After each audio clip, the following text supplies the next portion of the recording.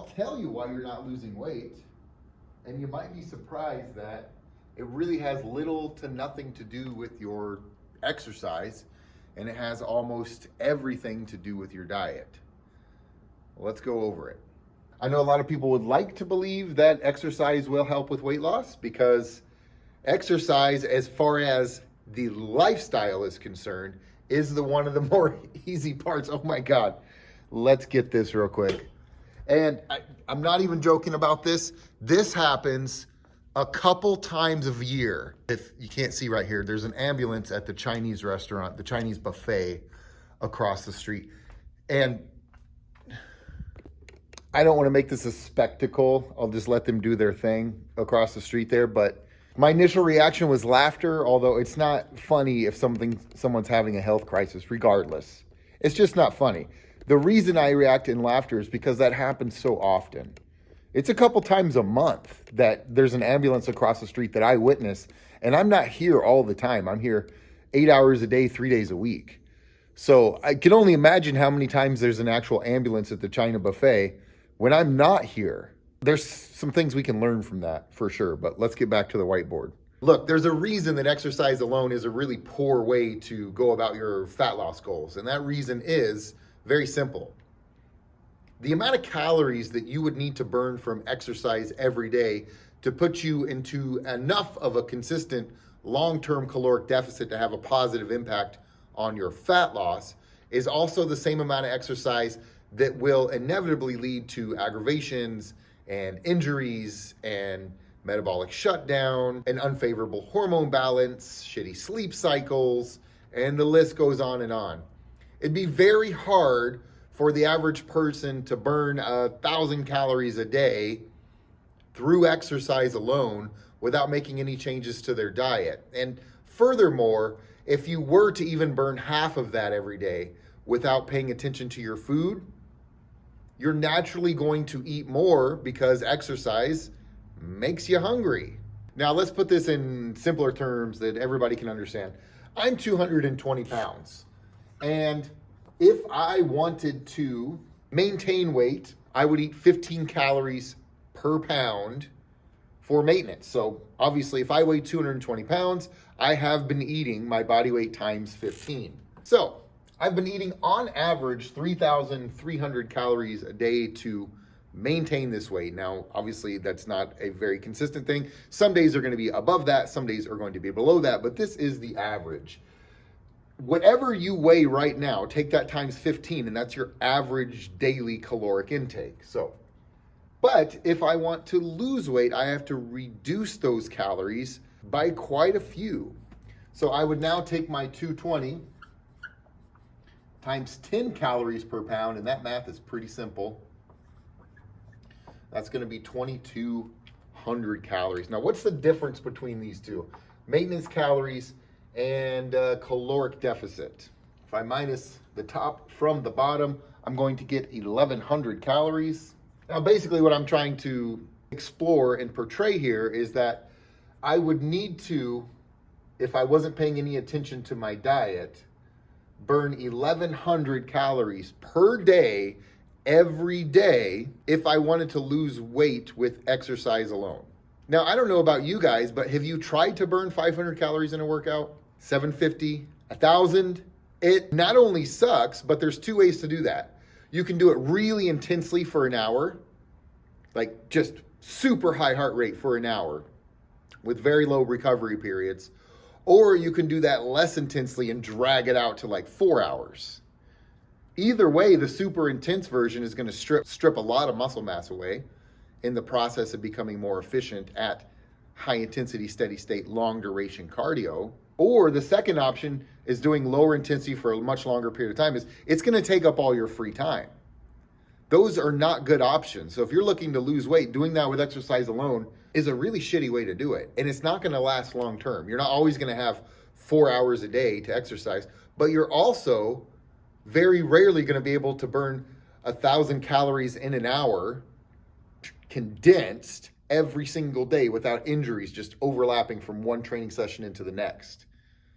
You can only do that so many times before your body starts to break down. So the most intelligent way to do this is by taking those 1,100 calories out of your diet, not by trying to out exercise it. Now, here's the thing, exercise still needs to happen. You still have to exercise. There's no way around it. You can't consider yourself a healthy person unless you train regularly. And you sure as shit can't consider yourself to be a fit person if you don't exercise regularly in a really efficient way that focuses on building muscle and improving your cardiovascular output and increasing your strength. Those things have to happen still. So I'm not saying don't exercise. I'm saying don't exercise to lose weight. You got to be accountable to what's going in your body. You got to be accountable to these calories. So let's go into this a little bit more and show you exactly what I would do and what I'm actually going to do as I prepare for running season coming up here in a few months. Out of these 2,200 calories here that I would consume in a daily basis, first I have to take care of the protein. It's most important so I don't lose a heap of muscle mass in the process. So I want to eat 1 gram of protein per pound that I weigh. So I weigh 220 pounds, so I'm going to get 220 grams of protein on a daily basis. Now, protein is 4 calories per gram. So if you take that times 4, that's going to be 880 calories out of my 2,200 calories that I'm going to be consuming in protein. Now, I usually want to consume about the same amount of carbs to protein in that ratio, and carbohydrates are also 4 calories per gram. So I'm going to be eating 880 calories worth of carbohydrates as well. That's going to be 1,760 calories just in those 2 macronutrients alone. So now I have to take 1,760 from my 2,200, and that is going to equal 440 calories that I have left. So I got my protein here, I got my carbs here, and I have my fat here. We already know the grams for the carbohydrates and protein. That was pretty simple, 220 grams of protein, 220 grams of carbohydrates. Now I have to figure out how many grams is 440 calories worth of fat. Now, fat is 9 calories per gram, so if I was to divide this by 9, that's going to give me 48 grams of fat per day that I'm going to be consuming. So I just got my numbers. My numbers are pretty simple.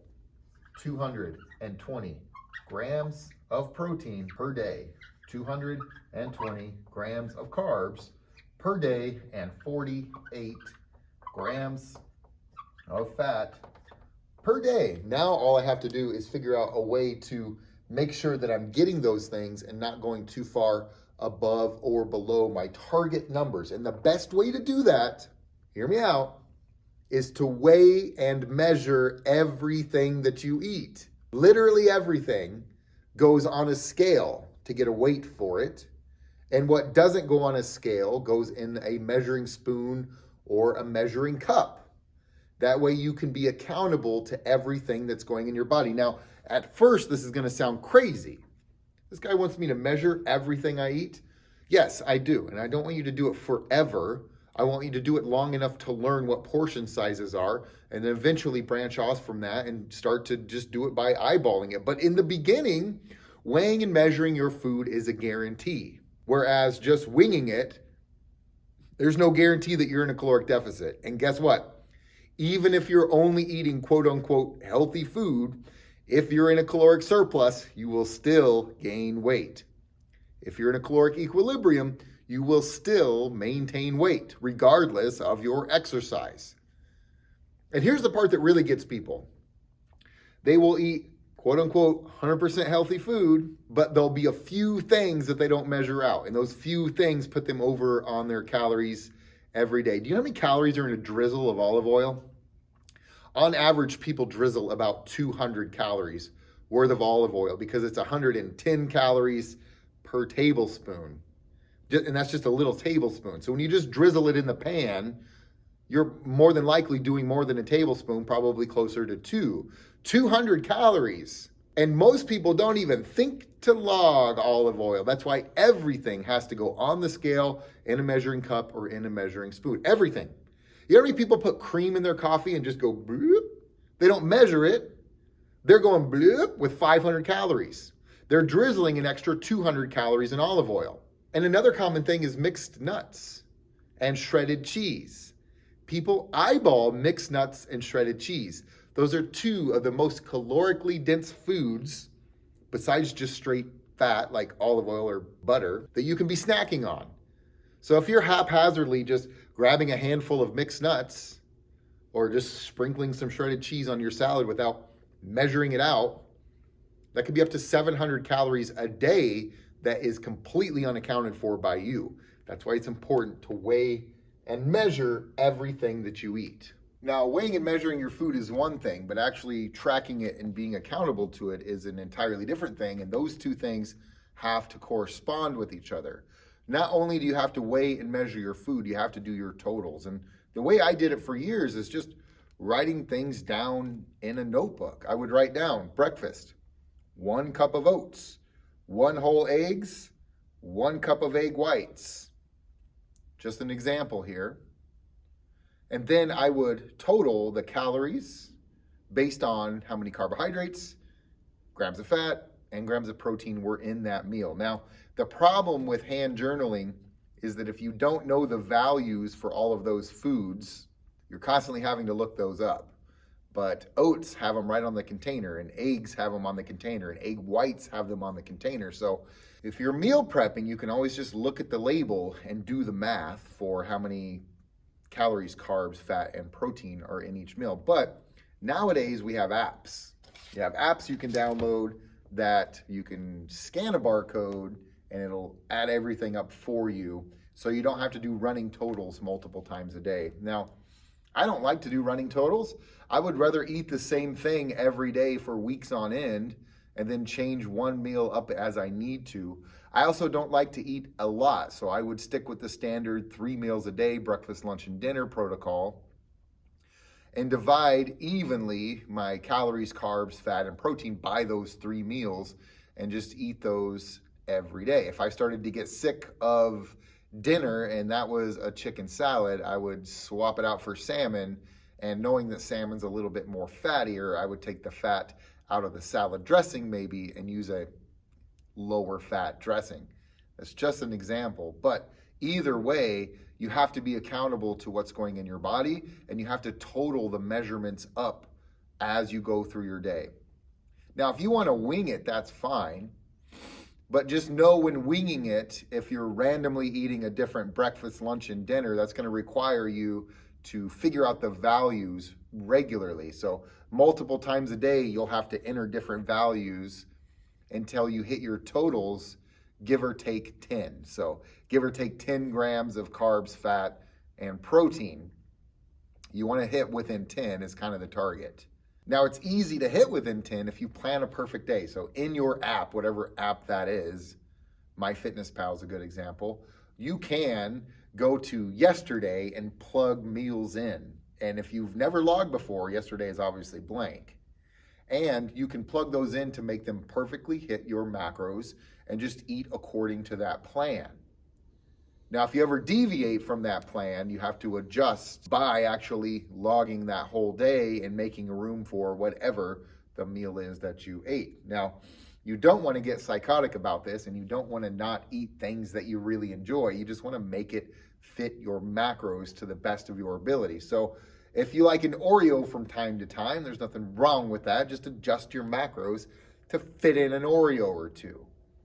But resist the urge to go crazy. It's not like you're never going to eat them again. You can eat them as much as you want to, but just know that it's going to make you a little hungrier. It's going to spike your cravings. And if you know that going into it, maybe you can control it, but it's up to you whether or not that's worth it. It wouldn't be up to me if I was your coach. Now, there are some things to think about and remember as you embark on this. And one of those things is that timing of meals does not matter. It doesn't matter if you have 6 meals a day or 3 meals a day. It doesn't matter if your first meal is after noon or at 4 p.m.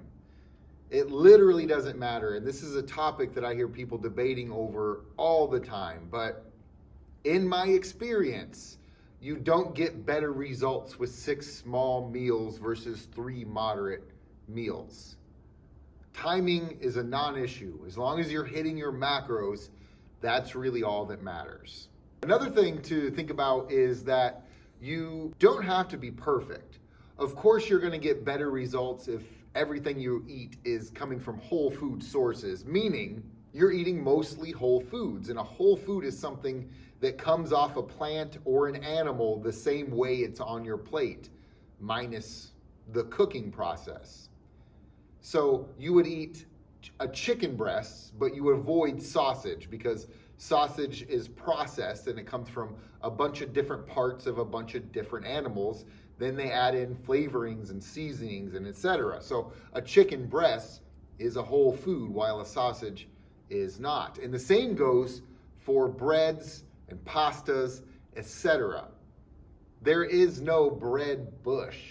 It has to be processed in a way to where they're taking the wheat and they're milling it down and blah, blah, blah. I think you understand what I'm saying. And apple's okay, and applesauce probably is something you should stay away from. Now, these aren't hard rules. You're still going to get results if you don't eat whole foods. But generally speaking, the thermal effect of food, or the amount of energy that your body has to expend to digest foods, is going to be more the more whole foods that you eat. But don't get neurotic about it. There will be birthday parties and anniversaries and holidays. And if there are, have a cookie, have a piece of pie. Just work it into your macros. That's all I'm asking.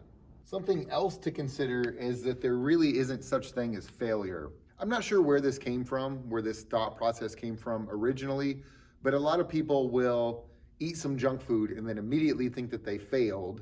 And so they might as well throw in the towel and eat what they want for the rest of the day, and they'll just start tomorrow. Then they do that for about a week, and then they'll start Monday. And then they do that for a month, and they'll start next month, and then it's next year.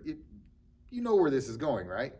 You are probably familiar with a person that does this, or maybe that person is you. But when it comes to dieting, there is no such thing as failure. Everything is on a continuum, and you're never starting over, you're continuing. If you shit the bed one day with your diet, big deal. There's 364 more days that year.